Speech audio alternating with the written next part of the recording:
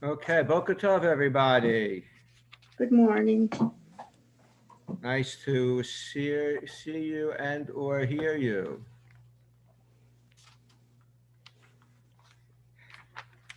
Now, if you look in the Torah scroll, you won't find a division between last week's Parsha and this week's Parsha. And if you note, just even in terms of the way the psukim, not that this is as powerful observation as the first, but this morning's Parsha begins with verse 18. So it's a continuation of a story. At the very end of last week's Parsha, the brothers reappear back in the palace. They had been on their way home to Canaan with the food, so happy. The viceroy kept his word. He released Shimon.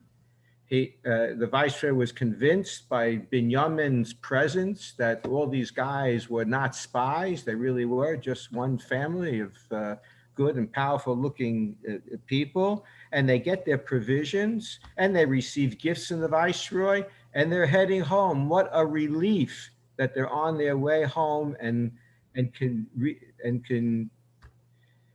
you know, tell their father that everything went well. And then they're caught, even though it was planted, but they were caught with Binyamin having the special cup of the viceroy in his saddle pack. They're brought back to the palace, and they're asked, how could they possibly do something like that? And the Torah says, records the conversation.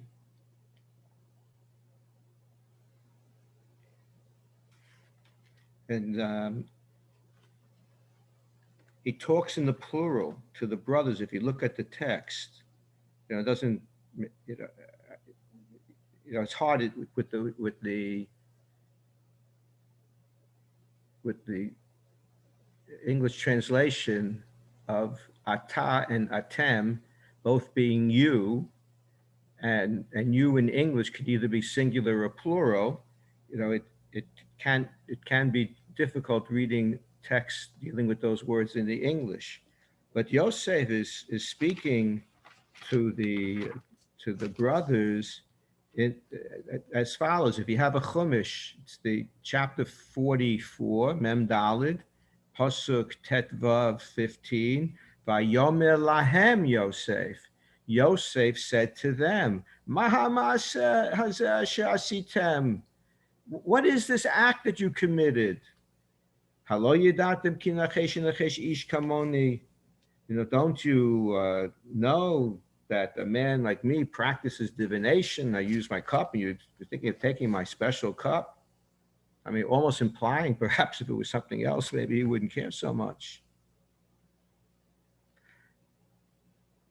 And what happens next?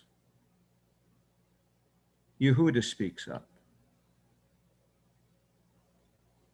And Yehuda says that we have no way to justify ourselves. I mean, I think Yehuda is pretty convinced it's some kind of, sham, but what's he going to say? There's hardcore evidence. So he says, I can't justify it. God has found fault with your servants. We have things in our lives that we've been guilty of. And Yehuda makes the proclamation, Hinenu avadim ladoni. We are all going to be servants to you. Even though originally Judah said, if you find the cup, the one who found the cup be executed. But the viceroy is not interested in that. And the viceroy here, even to the offer of all of them being slaves, it says, Vayomer, he said, meaning the viceroy, Chalila me'asot zot. That would be terrible. I wouldn't do something. That one person sinned, so one person will pay the price. The person with whom this missing chalice was discovered he'll be my Eved, my slave. And in a very sarcastic way, the last week's Parsha ends with the words, Ve'atem alu l'shalom el avichem. And you can go and return back to your father in peace. Oh yeah, in peace, not P-E-A-C-E. That's for sure. Their own grief, and much more so, what they anticipate will be the pain and anything but peace for their father Yaakov. And what happens next? That's the beginning of our Parsha. Vayigash elav Yehuda. So Yehuda makes some type of initiative to the viceroy. The Rav Soloveitchik refers to a medrash that basically asks the question, why were all the other brothers silent? And I think that question is intensified when we see that the text specifically states that the viceroy was talking to all of them. Now, he wasn't speaking to the one who apparently, allegedly stole the chalice, the cup. He wasn't speaking to Binyamin. And he wasn't speaking to any one other brother in particular. And the language in the Chumash makes it clear that, because it could have just said Vayomer. It didn't have to say Vayomer lehem, he said to them. It could have just said he said. And then we would know for sure if the viceroy was talking to the whole group or talking to any one person in particular. But it makes it very clear in the Chumash that he's addressing all of them, but only Yehuda responds. And even if we were to say that Yehuda was so articulate that the brothers felt that they really couldn't add anything, but show support, show that there are numbers, don't be silent.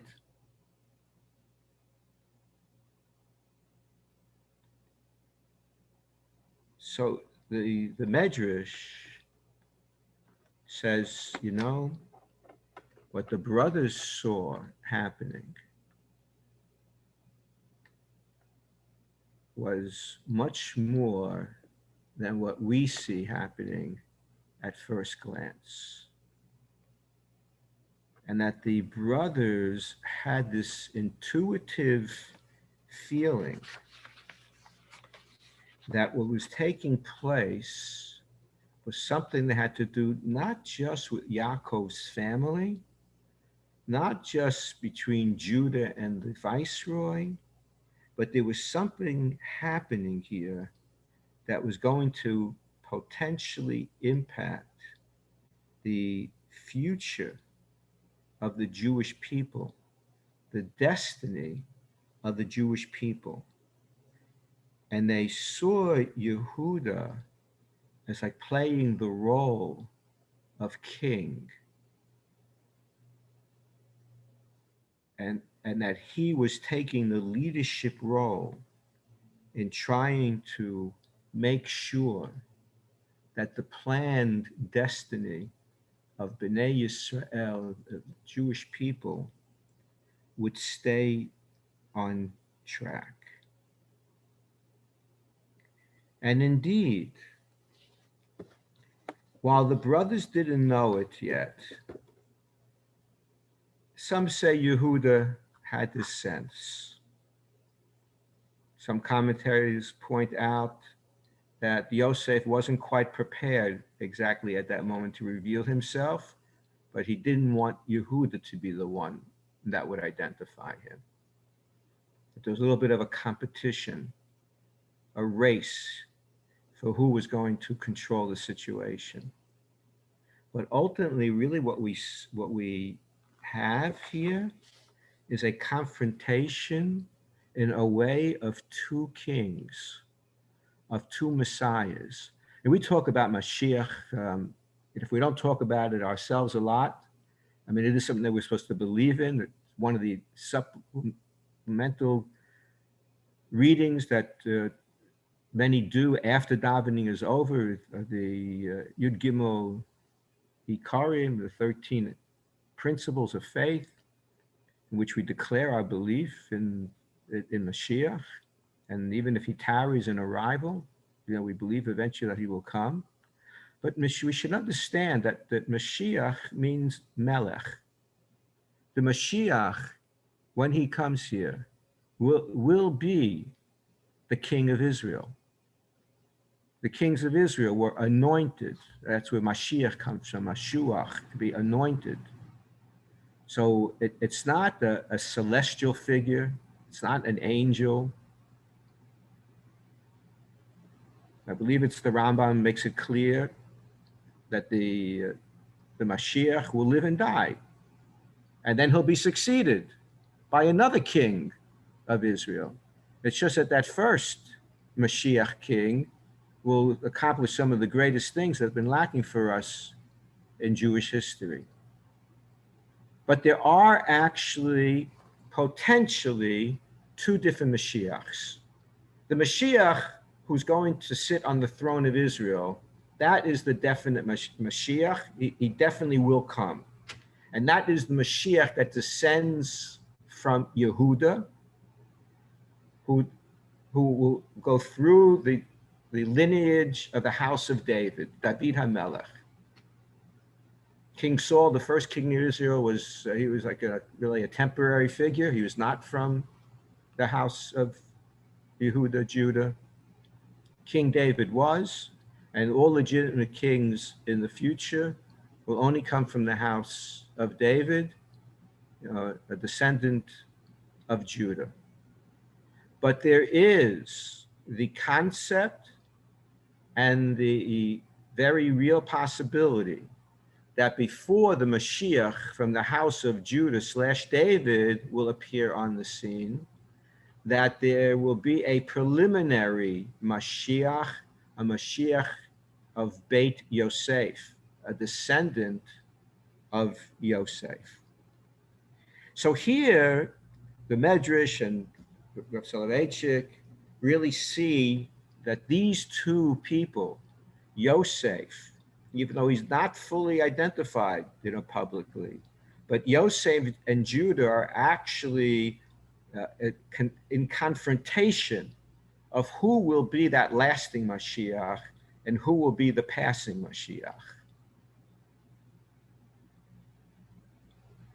In the end, we know who wins. We'll come back to that Bli Neder momentarily. But I said that the Mashiach of the house of Yosef, may or may not come. That depends upon the need. There is a sefer, a book entitled Hespedo Shel Mashiach, the hesped for the Messiah, or a Messiah. And that book is written based upon a eulogy that was given at the funeral of Theodor Herzl. Chief Rabbi of Palestine was Rabbi Avram Yitzhak HaKohen Cook. Rabbi Cook, the father of the Rav Cook that some of us may know it from our earlier years, also no longer living in this physical world, Tzvi Yehuda Cook, or Tzvi Yehuda Cook. Avraham Yitzhak HaKohen Cook was chief rabbi of Palestine, and he reached out to everybody. He was a big makarev, and people who considered themselves basically secular, they loved him. He took time to speak with them, and when Theodor Herzl died, Rav Cook was invited to deliver a eulogy, a hesped, and that was a tense moment for Rav Cook, because being a Zionist, as Rav Cook was, didn't fit in so well with the people who were more extreme. So if Rav Kook would try to keep them happy and not speak at the funeral of Theodor Herzl, who was not overtly identified as a religious Jew, he very well could alienate the more to the right element in the later to become state of Israel. But if he didn't speak, he would alienate those who were secular that he created nice bonds with. So it was like a difficult decision. But in the end, Rav Kook did deliver a eulogy. And it is amazing what he said in that eulogy. I mean, there was a level of subtlety in what he said. But basically, he was implying that Theodor Herzl may have been the Mashiach mi Beit Yosef, not the person who had the potential to sit on the throne of Israel as the king, but as someone playing the role that is designated when needed for the Messiah coming from the descendants of Joseph. And what is that role? That role is to give the state of Israel, the country of the Jews, legitimacy, credibility on the international stage. To a large degree, then, I guess some type of politician or ambassador who helps the world to recognize that after many years, both in exile and without autonomy of our own land, that the Jewish people were back as a nation and as a country among the countries of the world. And by implication of the words, they weren't articulated in black and white. The implication was that Theodor Herzl served in that role to help give credibility and legitimacy to the concept of the Jews having a state, a political state with Jewish autonomy. And you think about just what's happened in the last several months, and they can't be isolated from the years. I mean, Israel is a leader in the world. I didn't have a chance to read the article, but there was a headline in this morning's Jerusalem Post that think that two Israeli, I think, scientists was among the top 300 in the world in their field, and then another X in the top 2% in the world. I mean, Israel is on the cutting edge of so much of technology and medicine, and even in psychology, security, cybersecurity. I mean, those are big reasons that motivate, the Gulf states to want to have peace with Israel. Besides whatever money the U.S. and not to minimize it, the important factor. But it's not just what they can get from the United States; it's what they can get from Israel, and the business and the development that could happen. So, from a state that was, established by refugees and an ill-equipped army to be one of the powers in this world is amazing. It would appear we could still use a Mashiach ben Yosef to increase it. It's not so great when you have these votes in the UN of like 165 to 6 and condemning Israel. So there's still what to go, but there are great things happening in this world, and those things, would fit into the job description of the Mashiach coming from the house of Yosef. It's very, and so this was the confrontation also that Yehuda, it was whether consciously or subconsciously, was placing himself to be in the leadership role. The brothers accepted that. The brothers recognized that Yehuda commanded respect and obedience. He had a powerful personality and he radiated with authority. So the brothers were quiet. They accepted Yehuda. They accepted him as a leader, and there's some type of, face-off between Yehuda and the not yet revealed Yosef. Now, it should be very noteworthy that even though you have this somewhat state of rivalry between the two, that Yehuda was always the one who most protected the family, who protected Yosef. Now, his plan didn't work out so well, but he got the brothers, who wanted to murder Yosef when he showed up in Dotan, where the brothers had gone with their sheep to blow off some steam. After Reuven got the brothers not to directly murder Yosef. Why should we have blood directly on our hands? Throw him in the pit and let him die basically of natural causes of the desert. But it was Yehuda who convinced his brothers not to bring Yosef to his death, and l'chuvenim kirenu, let's go and sell him.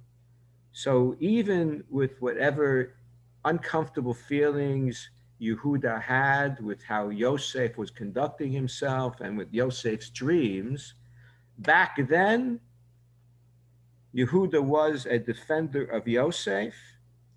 And in our Parsha, Yehuda is the defender of Yosef's brother.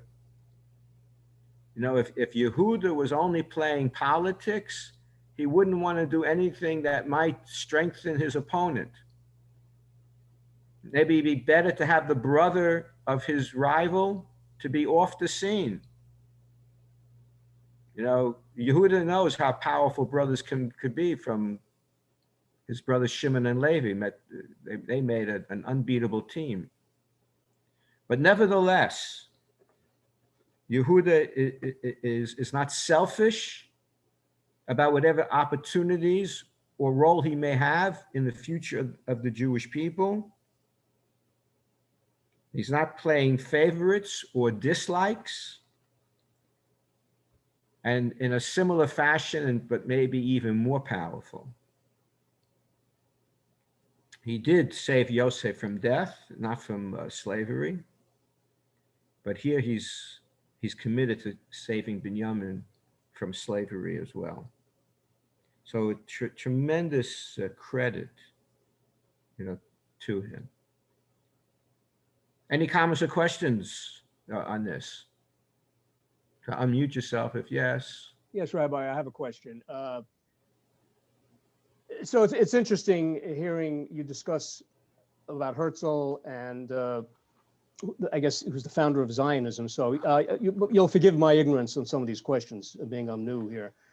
I'll just say, of a modern Zionism, but there were actually great rabbis in Europe who encouraged and at times led adherents to actually move to Israel and to have a Jewish and religious presence in the land that hopefully one day would belong to Jews. But on the more international stage, so Herzl, yes. Okay, so my question is as follows. In your discussion, mentioning about the messiahs and the different roles, we have the benefit of 20/20 hindsight. It's history. So once the act has been performed, once history is passes, we can make a determination of what is right or what is wrong. My question is, living contemporaneously, how do you determine in this age if someone claims to be a messiah or type of messiah, he can prove that he comes from the Davidic line, and he is charismatic. How do you make the determination today when you don't have the benefit of 2020 hindsight? Good. So it's, it's a good question. I mean, one of the easy things would be that if he predicts something good will happen and it doesn't happen, then that's the criterion we use for a prophet, a false or versus true prophet. If it's one thing if God promised something bad would happen, but because we changed our ways, the decree was rescinded. That could happen. But if God promises something good to the people, God is not going to rescind that. So if a person claiming to be a prophet, or say here even in the Messiah, claims something good and it doesn't happen, so it's not. He's not the Messiah. We have to be careful. I mean, the Messiah is supposed to lead the way to accomplish some major tasks. To reestablish the throne of the Jewish king, and to rebuild, to help play a role in the rebuilding of the Beit HaMikdash, the Holy Temple in Jerusalem. So those are things that have to be on his path. So he has to be a Torah scholar. He has to have these items, on his agenda, and then we have to be circumspect. I think. When the Lubavitcher Rebbe passed away, I remember sharing a reflection in the term of a question with my congregation at the time. Is that many people were very reluctant to accept the proclamations of many in the Chabad community that the Lubavitcher, the past. Most recent Lubavitcher Rebbe was Messiah. But the question that I pose to people is would there ever be a person on the scene that we would accept as the Messiah? Are we really, and it's a very serious thing, because according to my mind, we don't believe in the concept of Messiah. We're going to lose our ticket to Olam Haba. So it's, in the world to come. So it's a very serious thing. So we need to be intellectual about it, but we need to, according to our tradition, every generation has a person who could be the Messiah. The Gemara in Sanhedrin has the story that Eliyahu Hanavi, Elijah the prophet, appeared and was asked by a great rabbi, when will the Messiah come? And so Elijah the prophet said, why don't you go and ask him yourself? He said, what? I could go and ask him? He's around right now? He said, yes. And he told them where to find him. He was in the leper camp, and lepers would always change their bandages. And he said, well, how will I recognize him? So the answer was, generally speaking, the lepers take off all their old bandages at one time, and then they redo their bandages, from scratch. But the fellow who is the Messiah, he takes off just one bandage at a time and replaces it, because he might be needed at any moment, and he has to be ready. Okay, thank you. But so there are candidates who can be the Messiah, but because whether or not the Jewish people deserve to have the Messiah at the time, that's very often depends on our actions. There is a time, God has this deadline that no later than the Messiah will come, but our actions can actually bring Messiah earlier. So it's okay to us to be very careful about the scams, and it's okay to evaluate someone who claims to be somebody that he's not, but never to discount the possibility of our being in the presence of a potential Messiah. And I will say, that someone like the Lubavitcher Rebbe, probably in terms of religious figures and leaders, he may well have been the most popular Jewish figure in the world at his time, breaking through many, many barriers, many different types of people. And, that's probably what you do need in a Messiah. But he wasn't. He died without becoming king of Israel. Okay, just has to be an easier way, though, to determine who the Messiah might be. It's I a think, tall order. I think according to tradition is when the real Messiah is here, we will know who he is. Understood. Thank you, Rabbi. That's Larry, correct? That's correct, Rabbi, yes. Thanks for joining. Any other questions or comments? Okay. Yes, Yes. I just wanted to comment about what you said about. I just had a question. Which rabbi did you? Wait, it's Raina's turn, please. Okay. I think Yehuda was the only one that spoke because he took responsibility last week in Miketz when he promised Yaakov that he would make sure Binyamin was okay. So he already had asserted himself as leader. And I don't think he had much choice but to be the one to step forward and speak, because he put himself in that position of promising his father that this wouldn't happen, what was happening. Well, we understand why Yehuda felt that responsibility, but it doesn't totally answer perhaps why all the brothers were silent. And again, I think within the ground, I haven't seen this written, but myself is that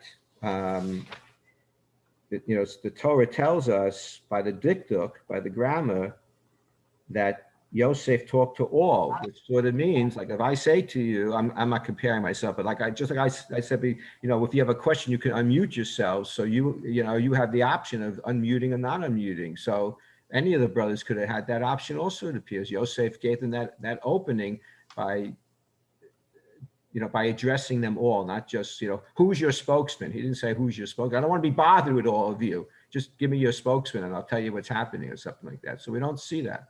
And not that they, not that they had to do something different than Yehuda, maybe just, show support. They,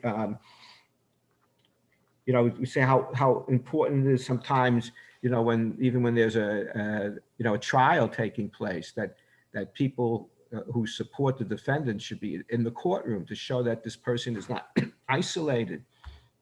So it could have been, something forthcoming that would have, lent more support to Yehuda, but according to the Medrash, and certainly Rabbi Soloveitchik understands it, the brothers understood here this was stand away. This is Yehuda, because in the king there is only one king of Israel. So let him be the person handling this.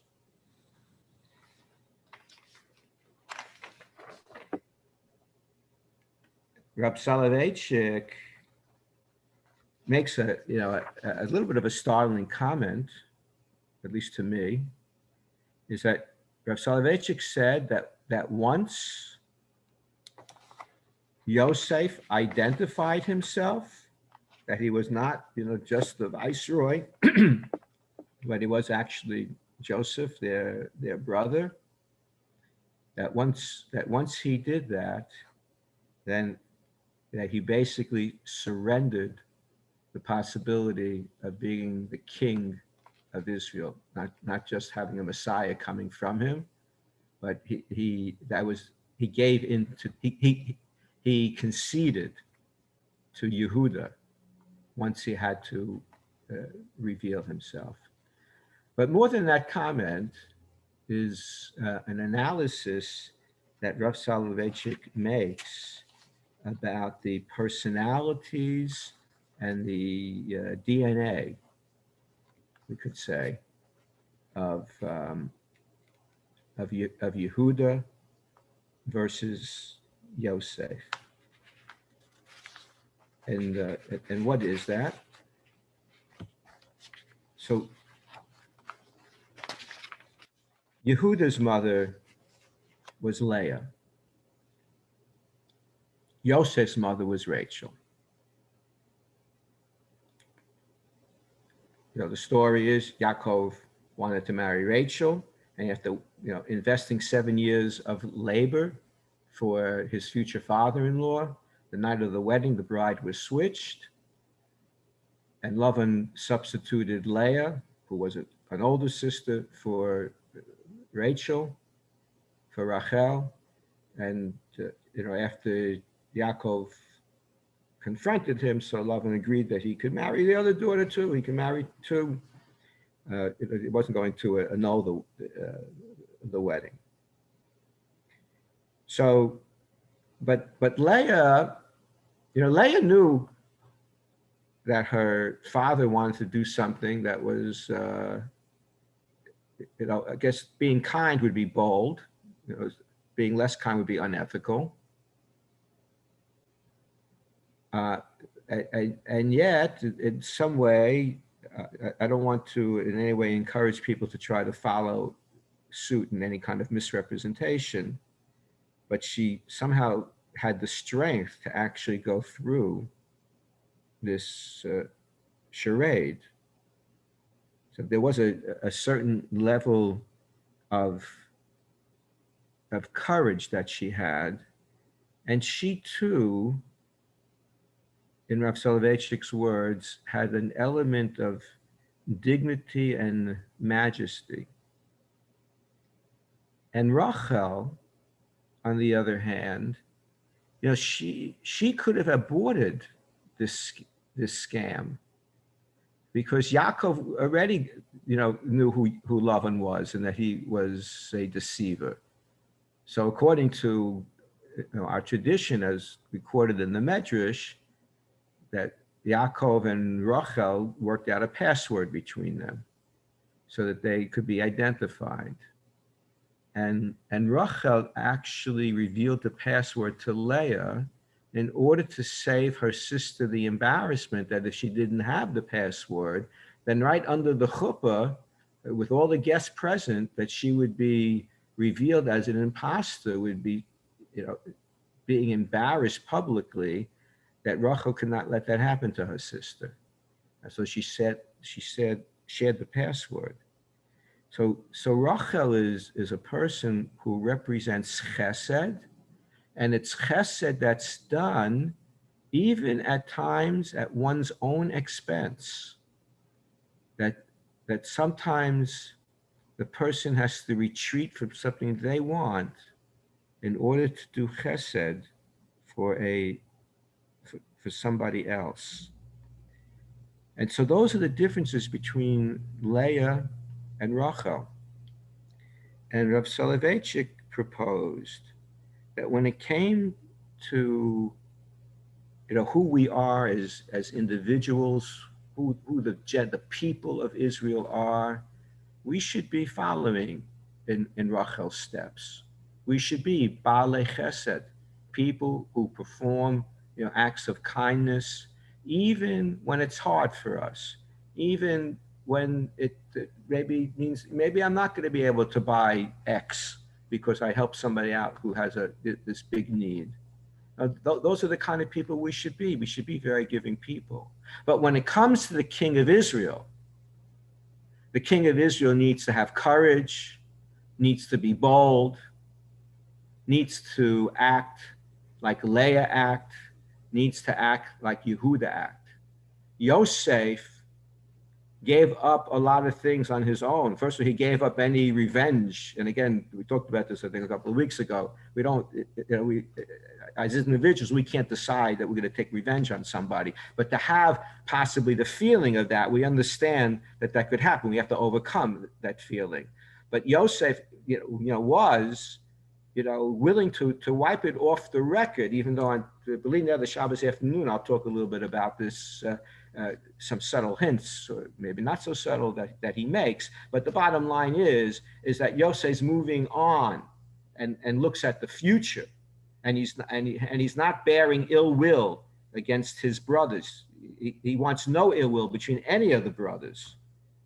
I've mentioned a couple other times, another teaching of Soloveitchik, that the nation of Israel is made out of 12 tribes. It's 12 brothers. 11 out of 12, when you want to calculate the percentage of how much of the Jewish nation do you have when you have a unity of 11 of the 12 brothers, the answer is 0. It's not 11/12. It's 0. We're either 12 or we're none. And Yosef was committed to restoring that feeling of unity between the brothers, and he didn't bear any ill will. He wanted to, yes, give some indication for the future of better ways for us to behave, but he bore no ill will. So he gave up, and he spent a lot of years in exile. And yeah, a lot of them were glorious years. Some of them were as a servant, and some of them were in prison, even though it was a nice prison. So he also gave up in order to pave the way for others. Rachel gave up in order to save her sister Leah embarrassment. So these are all qualities that we should have. And again, but the king of Israel has to have bolder characteristics in order to move us to where we should be and to protect us. Any other questions or comments?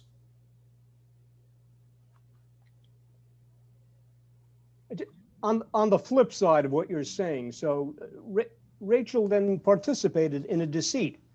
And like we learned a few weeks ago, Jacob did not have tranquility because of his actions. It just sounds like you're stressing the positive of Rachel's actions. Well, yeah, Larry, it's a good question. I think it fits under the rubric of something I call competing values. Okay. When you have to choose between, two things, and they can't both be done. So you have to look for the big value between the two. It's not an ideal situation, but to embarrass somebody publicly in Jewish law is considered like an act of murder. Like the person's face could turn red in embarrassment. It's like as if you turned red from blood being spilled. Okay. So if Rachel had to choose between that public embarrassment of her sister versus being open about something, so the life that equation of like life or death situation is what she voted for, appropriately so. Understood. Thank you, Rabbi. Okay, I'm going to end a little bit earlier. I'm going to remind you also that we have a lunch and learn that you're invited to join. Rabbi Ephraim Goldberg is our guest, and that starts at 12:15. Tomorrow is the fast of the 10th of Tevet. And, it's interesting here, we're talking about Mashiach, and the fast notes the siege that was set around Yerushalayim, Jerusalem, ultimately leading to the destruction of the Beit HaMikdash, the Holy Temple in Jerusalem. And as I said, part of the Mashiach's role is to make sure, I guess if it hasn't happened already, the Mashiach has to make sure that the Beit HaMikdash will be rebuilt. So maybe look forward to that happening and to our people gaining greater strength, spiritual strength, and the strength of unity. Have a good day. Have a good Shabbos, a meaningful day on the 10th of Tevet. Thank you, Rabbi. Thank you, Rabbi. Thank you. My pleasure. Thanks for joining.